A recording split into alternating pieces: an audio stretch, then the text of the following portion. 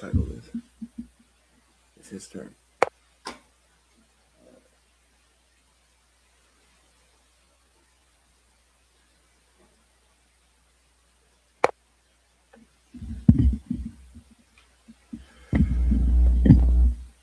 Pretty basic opening, but you could do some work with it. I don't know why he's taking so long to play his third move.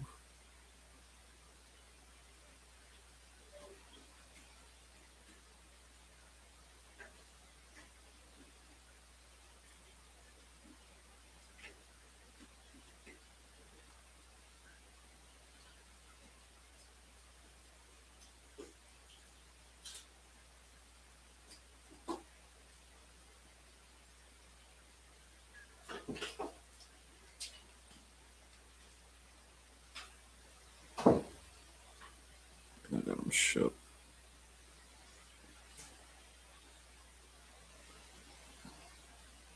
Scared to death, scared to look shook. There ain't no such name as halfway crooks. This guy quit. Did him quit already?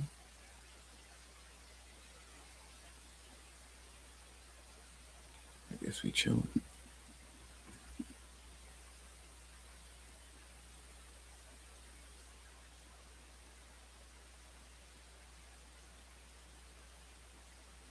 Is this guy gonna waste my time? It's not like chess.com, man. I mean, hopefully YouTube don't copyright me if I go there. Chill, I ain't know. Yo, is this guy about to make me wait an entire 8 minutes to play? What's the deal?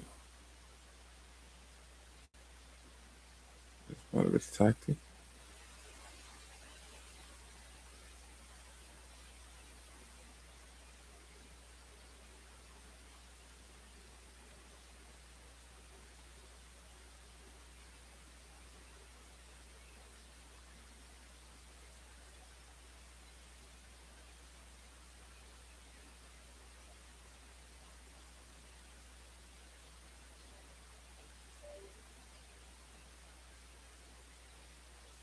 What is going on?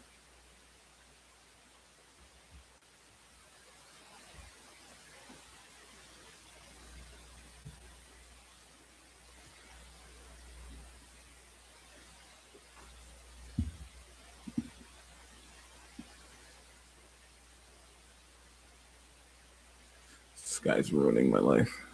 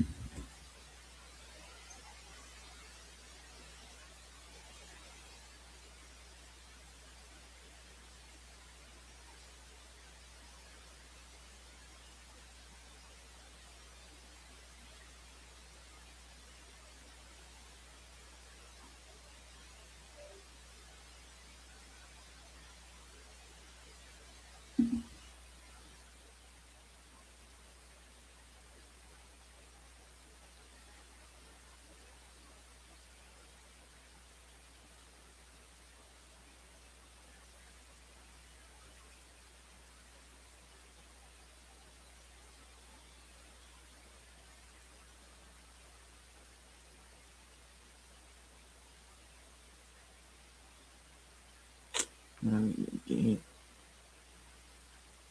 I can't quit because it's going to look like I quit.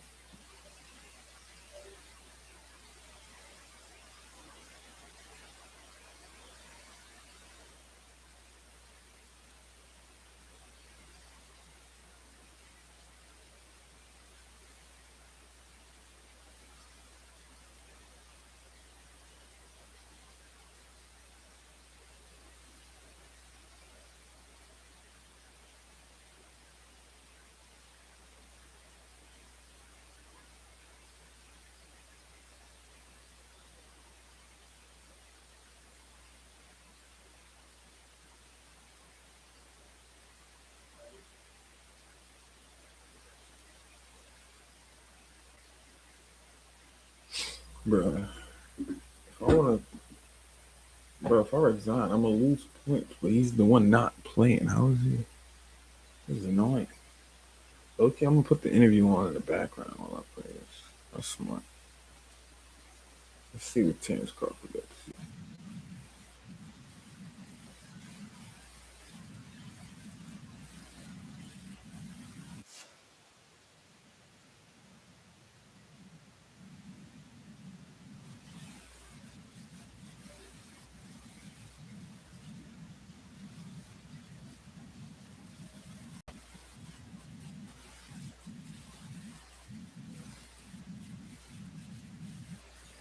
This is the first time I ever put on 8-ounce gloves.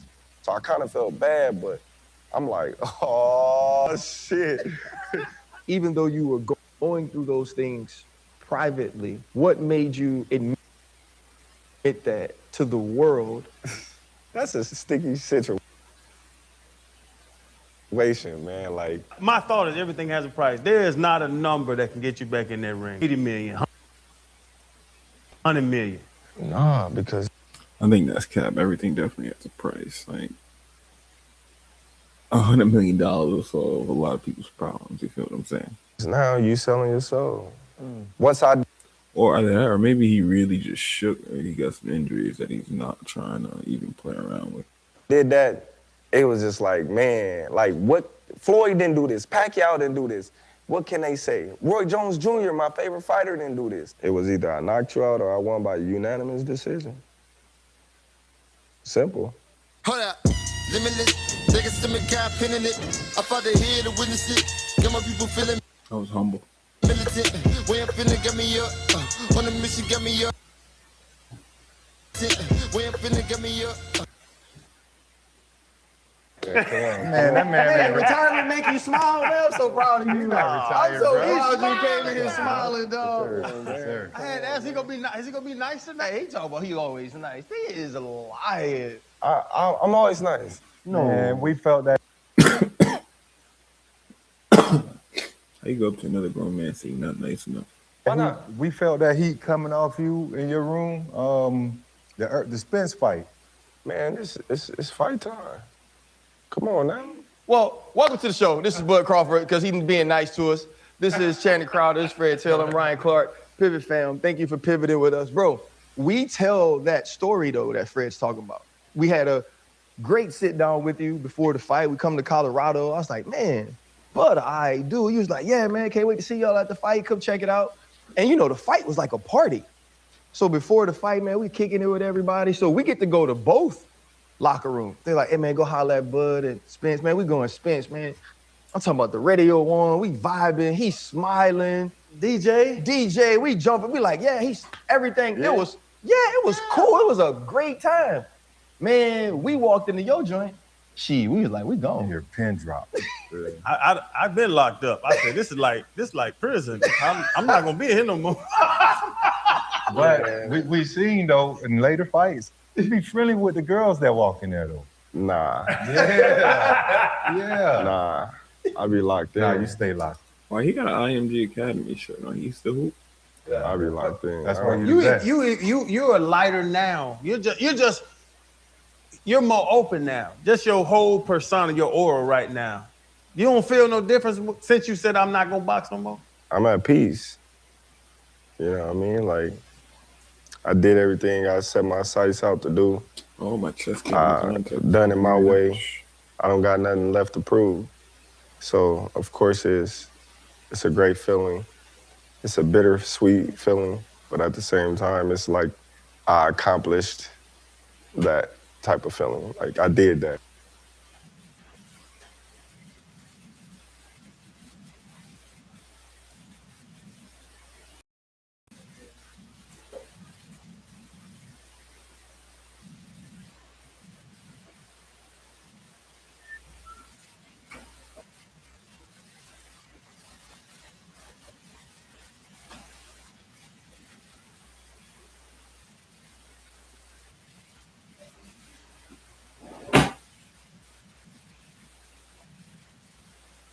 I don't believe that. I think if you would have lost, you would have kept going.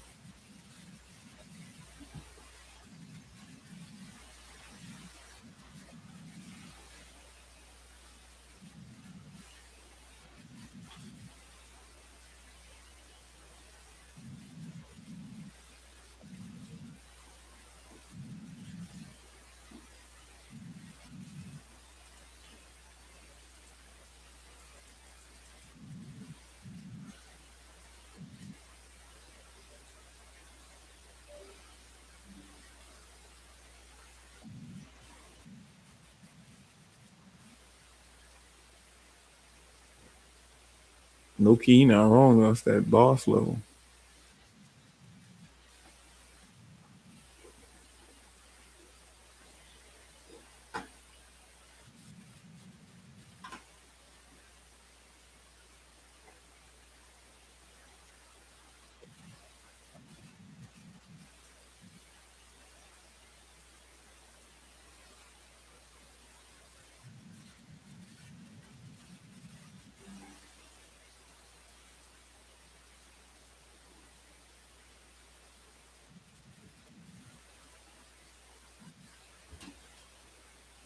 That is not proper English, children.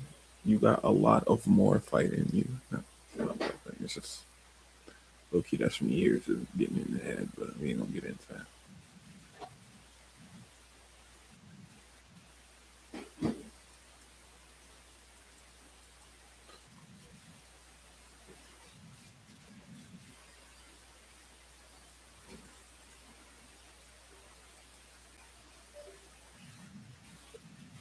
Use it for something else. How though?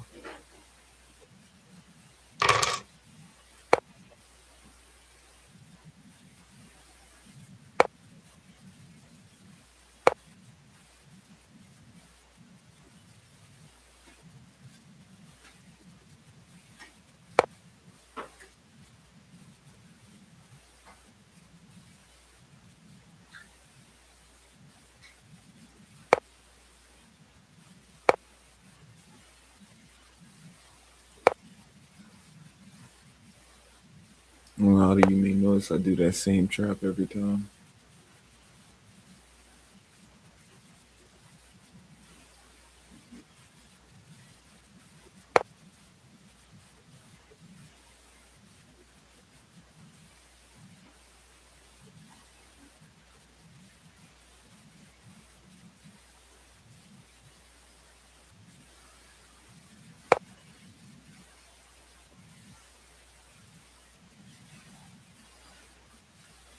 Low key, that was a good movie. Probably since I was about to try to develop.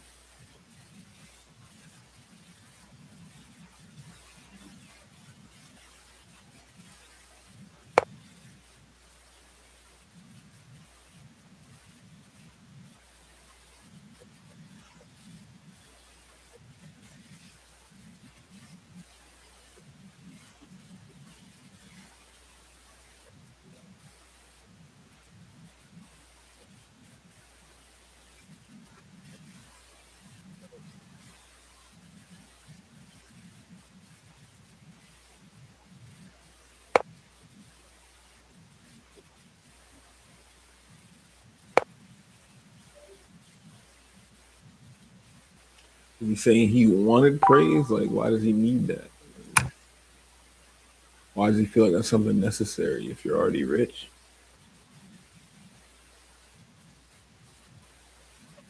Mind you, I'm a Terrance Crawford fan. I'm not a fan, but I enjoy watching Terrance Crawford fight.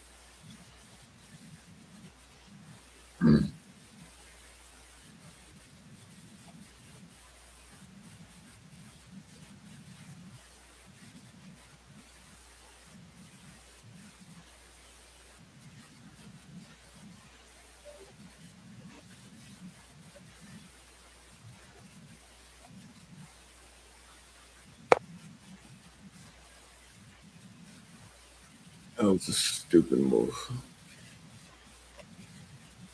That was a very stupid move.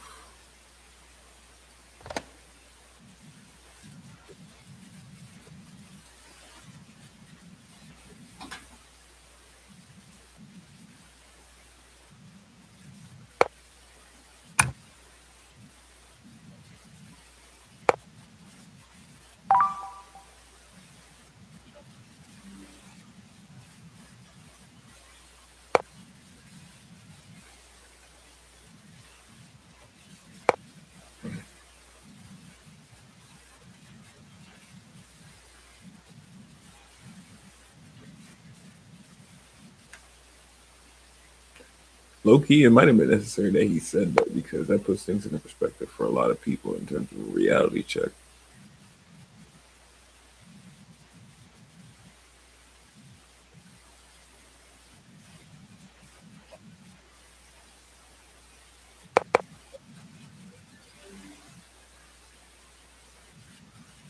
My finger actually slipped. I didn't mean to do that.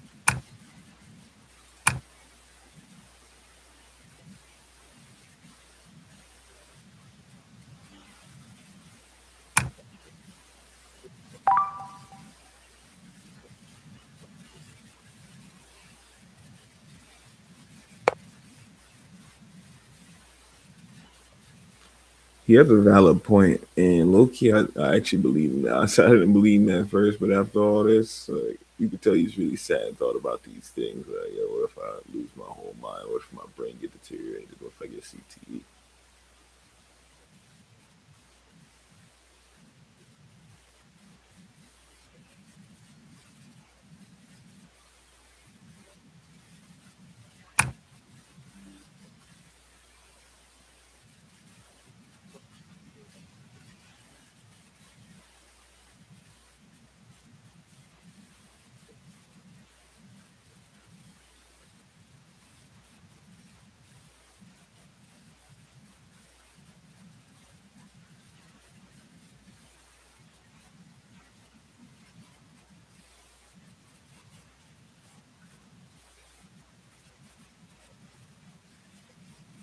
That's because of movies, documentaries, research that's been released. They literally have to in order to keep being a business. Because after a while, if they see no changes or any efforts or making it at least look good in terms of like, oh, we gonna look like we care, it gets shut down by the government eventually. A lot of people don't notice, but at the beginning of football, the reason the quarterback became in position was because the president had to intervene. Because a lot of people were getting hurt, so he was like, we got to designate somebody to throw the ball.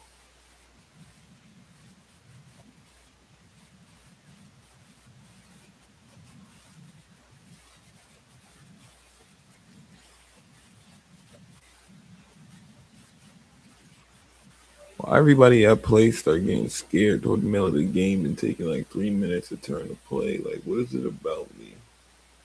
They're all higher rankings than me, but they're taking 3 years to play.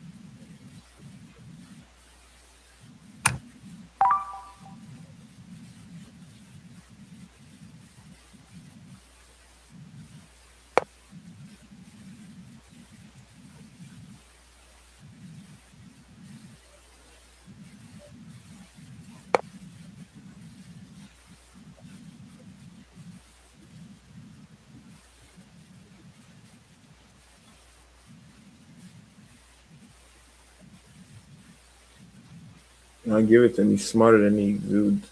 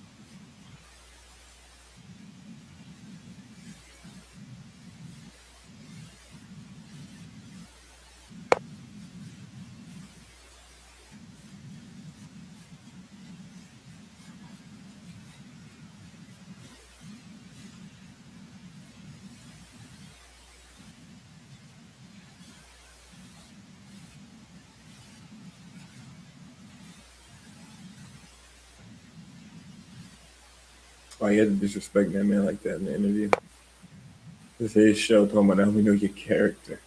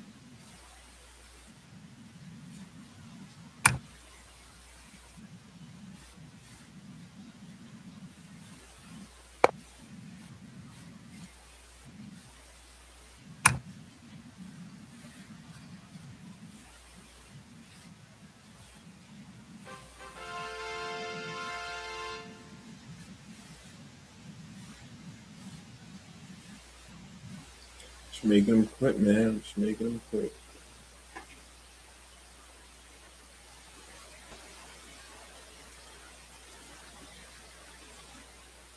Let's see.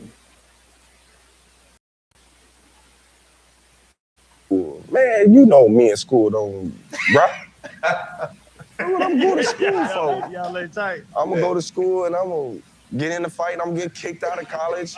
Like, I'm what? In school? Yeah. Man, I'm gonna make this work. I used to tell her, I'm gonna make this work. It ain't no other way.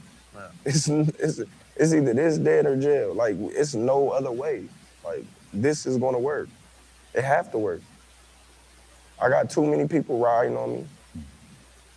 Like, it's going to work. Like, I'm taking it. That's how my mentality was. Like, I don't care what nobody say. I don't care what nobody do. This is gonna work because I can control it. If I can't control it, if I gotta depend on somebody else, then that's one thing. But this right here, it's in my hands. Nobody else's. Like, nobody. Like, so when I go in that ring, I don't care if you train me like Mike Tyson, Ali, Sugar Ray Robinson. It's on me to go out there and perform. It's on me to beat you as a man. So if I can control that, it's on me.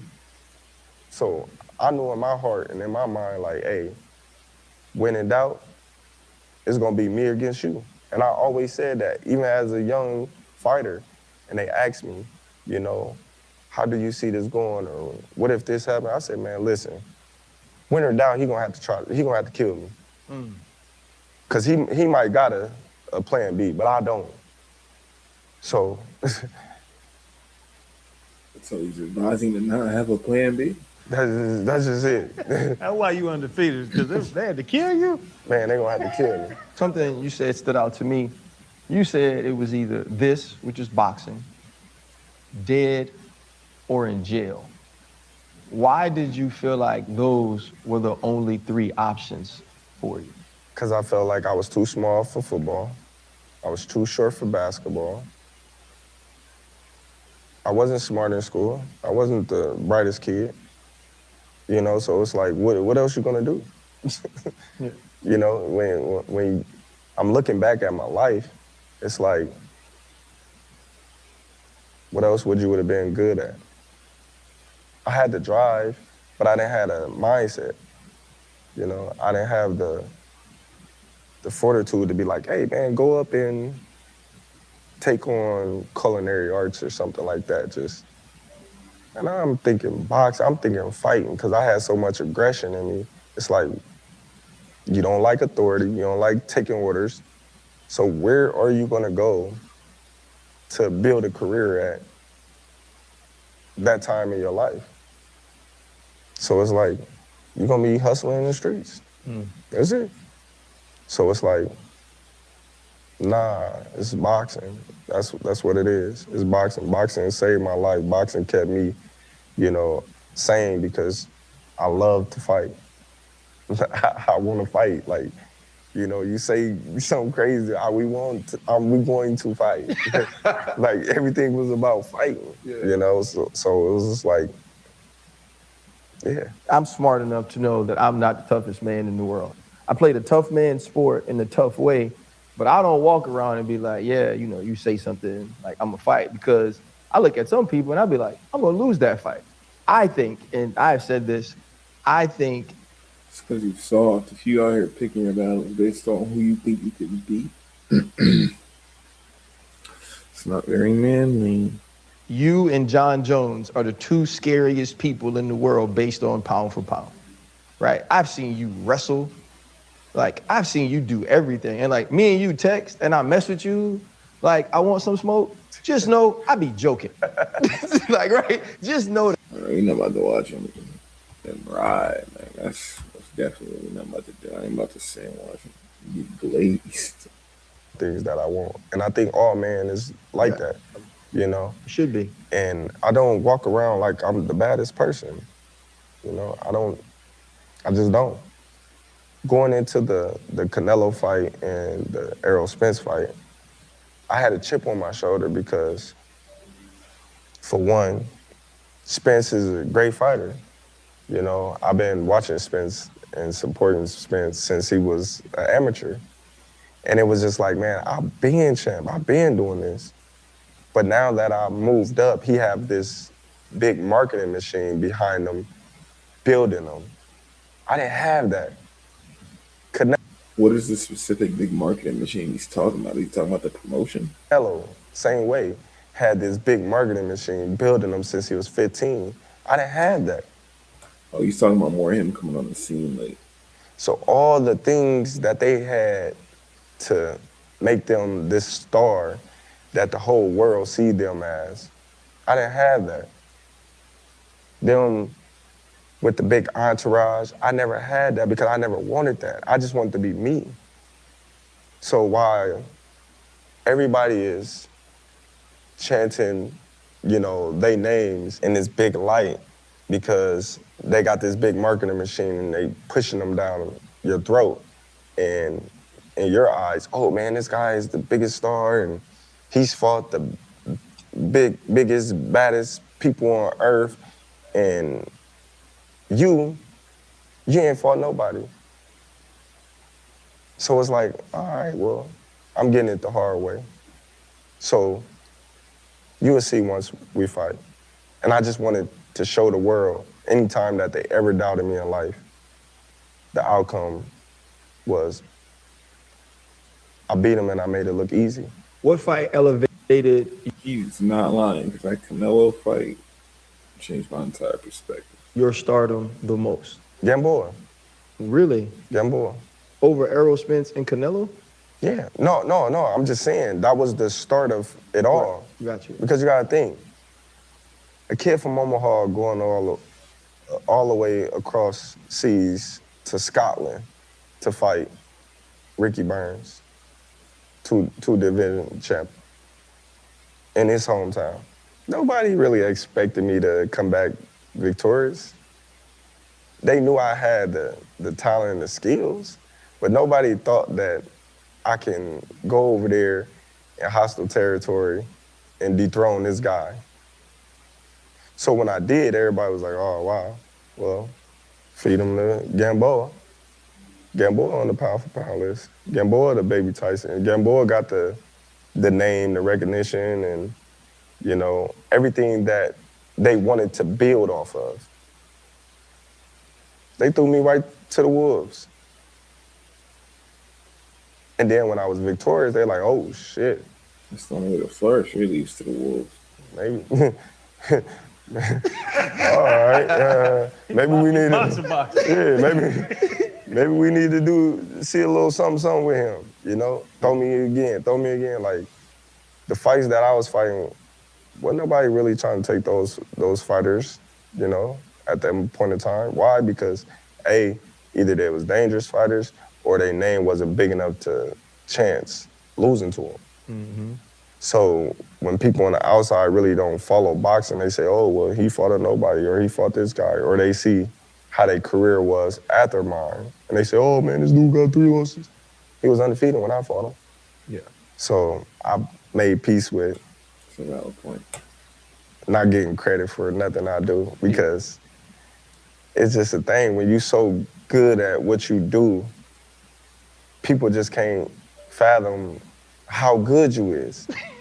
They just How good you are. like, nah, it's a reason why you did that, man. He was hurt, or he was old, or he wasn't what we thought he was. It's always something. So I'm cool with it. Yeah. RC asked you about the fight that flipped everything, brought you stardom. I want to ask you about the fight that brought you the most excitement. Was it August 14, 2008 versus Brian Cummings, or Bro, I don't know why you calling the date as if anybody would be impressed that you memorized the date of 2 fights. Like, you barely remember them too. You might as well just said the fight. And it's like you just say who you was fighting, bro. August 3rd, Brian Cummings, 2025? that was in March. March. That was my first fight. Your first fight. Your brain. So he was wrong about the date anyway, bro. Everybody should be interviewing, man. It seemed like it working to me. Yeah, it works a lot better than mine. Because I tried my best to remember the date. It worked See, you tried your best, buddy. better than mine. Nobody was hitting him. I watched plenty of them. Hey, but I got the name right. I got the name right. Brian Cummings, or your 42nd fight versus Canelo Alvarez. 1000% Brian Cummings.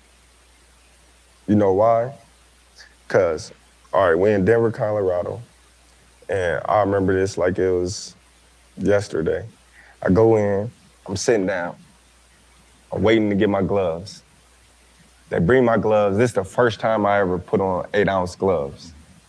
Never have I ever put on 8-ounce gloves. I don't know why, I just never put them on, not even to try. So I goes in the locker room, sitting down. When they bring me my gloves, he's 2-0 with 2 knockouts. I'm 0-0.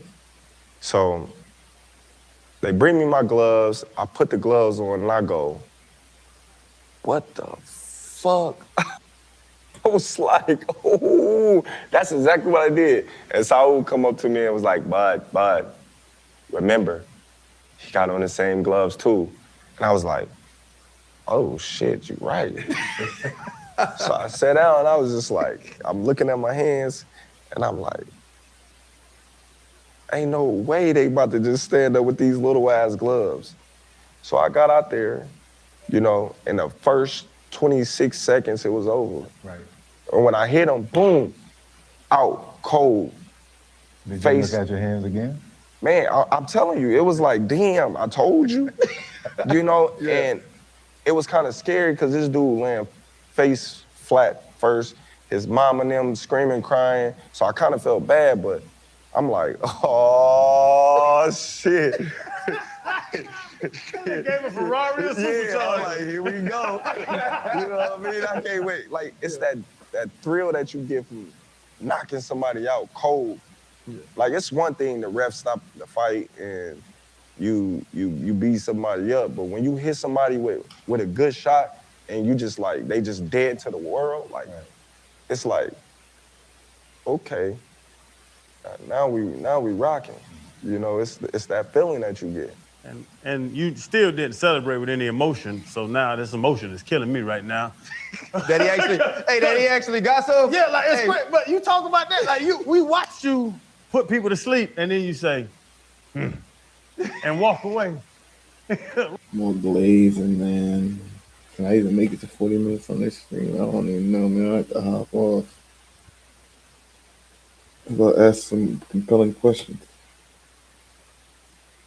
Thought of that? They didn't do in their career. Not saying they couldn't have did it, but they didn't do it. So it was just like, I jumped for joy. Like, I'm the only champion in this division. Can't nobody else say they nothing in this division. I'm the champion. Yeah. And I think I started a trend from that because now after I became undisputed, you see all these fighters, they want to be that champion. They want to be undisputed, you know, and I was the first to be 2-time undisputed. Mm-hmm. I was the first to be 3-time undisputed. But yet and still, it's cool when they do it. It's a problem when I do it. You know what I mean? And Fred kind of asked where the first or the last fight. Whenever, even your press releases when you retired, Canelo's gonna be first, Canelo's gonna be sure. first.